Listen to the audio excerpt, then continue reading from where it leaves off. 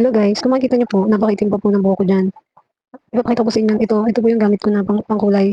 Tinry ko lang po siya. At sulit naman po ang pagkakatry ko, napakaganda. Kompleto na po siya, meron po siyang pang lagay sa ulo, pang lagay sa likod, para hindi po magkatat yung kulay. Tsaka may gloves, may conditioner na din po. Ang una pong gagawin ay pag-mix lang po siya, haluin po maigi, tapos saka po i-up sa ulo. Meron na din po pala itong kasamang panglagay sa tenga. Kaya sulit na sulit po talaga, 100 plus lang po siya. Kung gusto niyo mag-order, nasa comment section po ang link, o kaya sa basket. Ito na nga po, in-apply na, nagpatulong na lang po sa kapatid ko para mabilis. Yan na po. Kayo na pong bahalang humusga kung maganda po yung result. Hindi lamang po. Thank you for watching. God bless you all po. Ingat po palagi. Thank you.